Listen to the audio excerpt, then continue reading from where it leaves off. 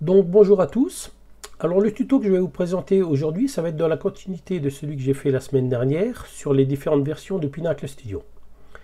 Alors il va être surtout dédié aux personnes qui viennent d'acquérir une des dernières versions, c'est-à-dire au-dessus de la 16, et qui travaillaient avant avec une version antérieure à la version 16. Ou alors tout simplement aux novices qui viennent d'acquérir ce logiciel et qui ne savent pas l'utiliser du tout, et qui se lancent donc dans le montage vidéo. Donc aujourd'hui, ça va être porté sur le comment ripper une photo ou une vidéo sur une piste et comment la retravailler. Et sur les fonctions, uniquement les fonctions de base, style le recadrage, le positionnement et la rotation. Et aller chercher par exemple un effet. Bien évidemment, toutes les autres fonctions, vous les retrouverez dans mes anciens tutos. Donc on va lancer Pinacle et on se retrouve. Allez, à tout de suite.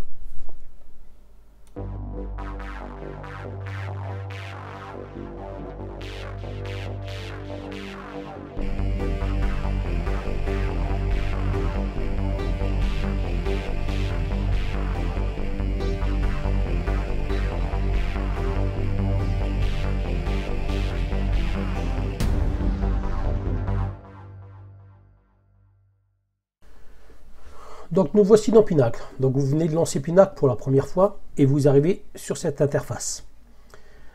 Alors c'est l'interface voilà, d'accueil qui vous donne accès à différentes petites choses, différentes nouveautés, surtout des choses à acheter, vous voyez.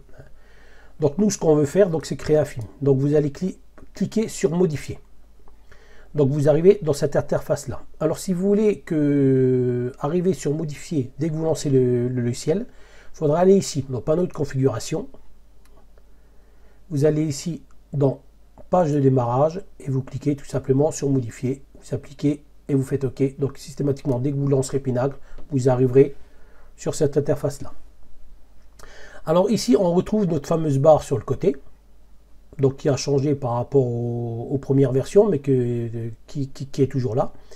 Et là, si je me mets dessus, vous voyez, vous avez cette interface là qui apparaît directement. Si je veux que ça reste en permanence, et ben vous cliquez sur la petite punaise, comme ça vous l'avez. Donc là je suis dans les photos. Donc le tuto d'aujourd'hui est sur le traitement d'une image. Donc on va aller chercher une image. Voilà. On va en mettre une, n'importe laquelle. Voilà, on clique une dessus. OK. On va aller, pourquoi pas en mettre une deuxième. Et ainsi de suite. Vous pouvez en glisser autant que vous voulez, bien évidemment. Vous pouvez aussi les mettre sur une piste en dessous, mais par contre si vous la mettez sur la piste en dessous, quand vous allez lancer en lecture, bien évidemment l'image sur la piste 3 ne sera pas visible. OK. Vous pouvez aussi voir par exemple ceci. Voilà, vous allez des fois voir dans les fichiers ce genre de points d'interrogation qui vont apparaître. Alors ça veut dire quoi? Ça veut dire tout simplement que les images que vous avez dans ce dossier-là ont été supprimées. Alors pour les supprimer, vous allez cliquer dessus sur la première. Là, vous allez sélectionner ou CTRL gauche et vous allez sélectionner toutes les photos qui ont un point d'exclamation. Voilà, on les sélectionne. Ou alors vous choisissez la flèche gauche du clavier. Vous restez appuyé dessus et maintenant que vous avez tout sélectionné, bouton droit de la souris et vous allez faire supprimer. Il vous demande si vous voulez supprimer de la bibliothèque, vous faites OK et en plus le dossier a été systématiquement supprimé puisque toutes les images ont été dans le même dossier. Voilà, donc première chose. Maintenant que j'ai sélectionné mes photos, donc on va les mettre en un peu plus grand pour que vous le voyez. OK. Si vous vous positionnez dessus, il vous indique que l'image 1 a 5 secondes, c'est-à-dire qu'elle va s'afficher sur votre écran, sur votre diaporama pendant 5 secondes. Si vous voulez changer la durée de l'image, vous cliquez dessus, bouton droit, vous faites ajuster la durée et par exemple on change, on met 3 secondes et vous validez. OK. Donc ça ce sera uniquement pour la première. Si vous voulez les deux autres, on va les sélectionner. On va faire bouton droit, ajuster la durée. On va se mettre dessus, on tape 3 secondes. Voilà. OK, vous avez pu changer la durée de vos images, ou une par une, ou en sélectionnant plusieurs. Maintenant, je vais glisser celle-ci en dessous, vous allez voir pourquoi.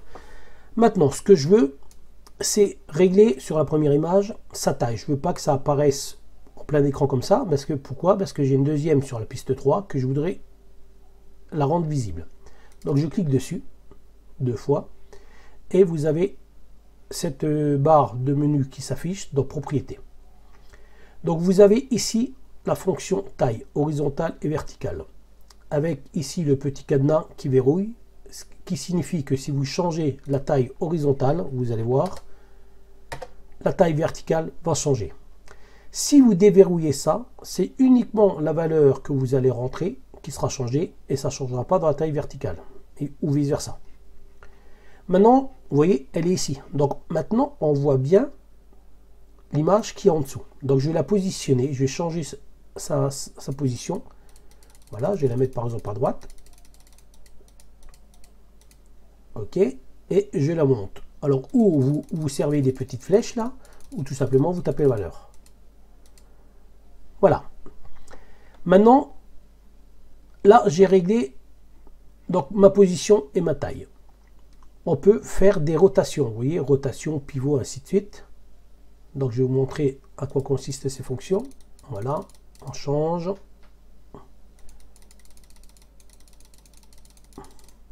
Je vais retirer la photo du bas pour que ce soit plus visible pour vous. Voilà ce que ça donne.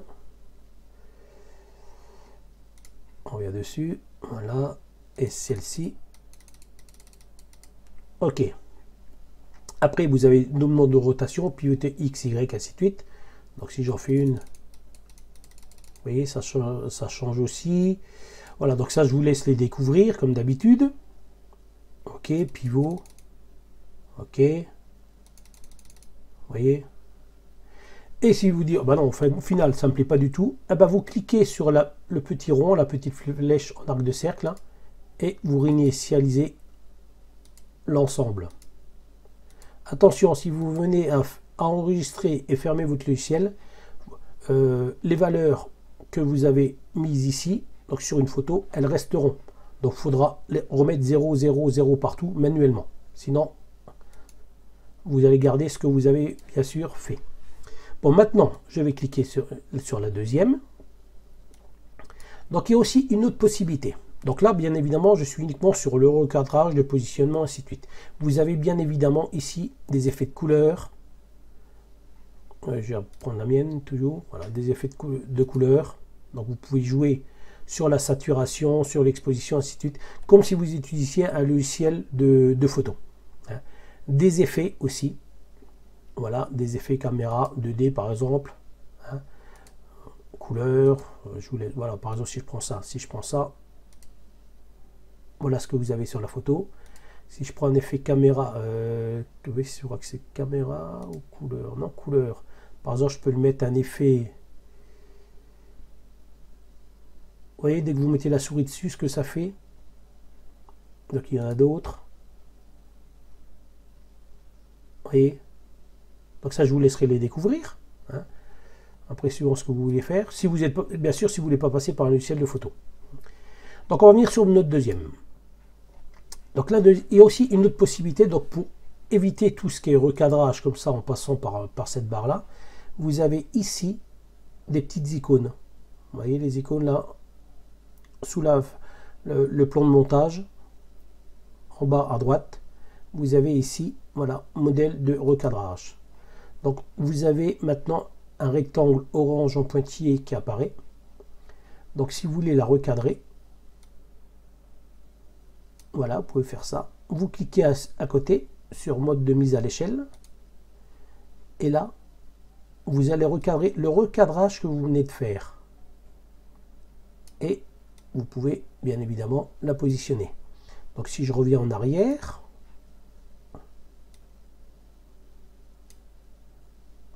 ok, voilà.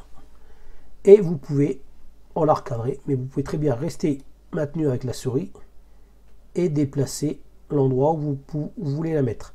Alors ça, je vous montre ça avec une photo. Je vais glisser une vidéo et vous allez voir qu'avec une vidéo, c'est exactement la même chose.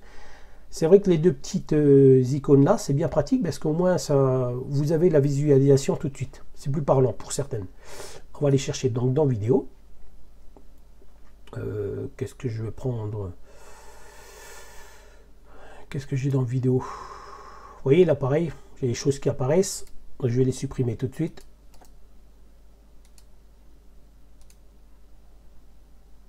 Hop, voilà. Donc par exemple, je prends... Allez, je vais prendre par exemple celle-ci, que je vais glisser en dessous. Ah, où c'est qu'elle est partie? Voilà. Donc là, on a celle-ci. Donc, vous voyez, il a gardé par défaut le rectangle orange du fait que je ne l'ai pas décoché là. Donc, je vais plutôt la repositionner. Garder la même taille.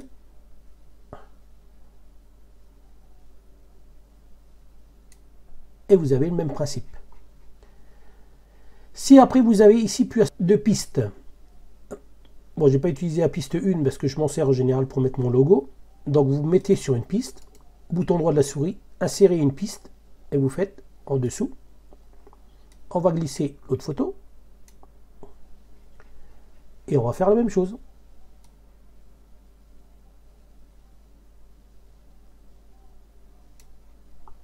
Et voilà.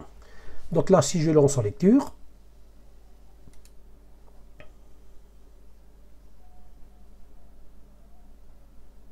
ok, ah oui, puisque celle-ci je ne m'en suis pas servi, donc celle-ci je la dégage, voilà. Ou alors on fait tout simplement ça, voilà, pour mettre la même durée. Vous voyez, vous pouvez encore déplacer comme vous voulez, au lieu de taper la valeur. On revient en arrière, on lance en lecture. Voilà, donc vous avez des photos et vous avez des vidéos sur les différentes pistes. Voilà, donc ça c'est voilà, des petites possibilités que vous pouvez retrouver. Moi, ce que je vais faire aussi en plus, c'est qu'ici sur ma vidéo, je vais me mettre là, je vais me servir de cette petite icône. Donc j'ai coupé et je supprime la partie arrière. Donc vous pouvez le faire aussi avec une photo, vous la sélectionnez, vous voyez, vous faites couper et vous coupez une partie de la photo. Bon, après une photo, je ne vois pas trop l'utilité parce que hop, maintenant je la rallonge, elle est toujours pareil. Voilà, ce sera plus pour les vidéos. Donc ici, la petite fonction couper. Donc voilà, donc je vous ai montré comment retrouver les fonctions de base pour le traitement d'une photo ou d'une vidéo. Vous voyez que vous avez exactement les mêmes choses à faire. Comment insérer des pistes, ainsi de suite. Donc pour les novices ou alors pour ceux qui ont acquis une nouvelle version du logiciel Pinacle, alors j'espère que ce tuto vous aura aidé. Pensez à liker, pensez à vous abonner.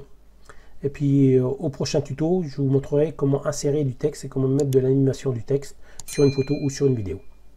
Toujours plutôt orienté vers les novices. Allez, à la prochaine et portez-vous bien. Ciao!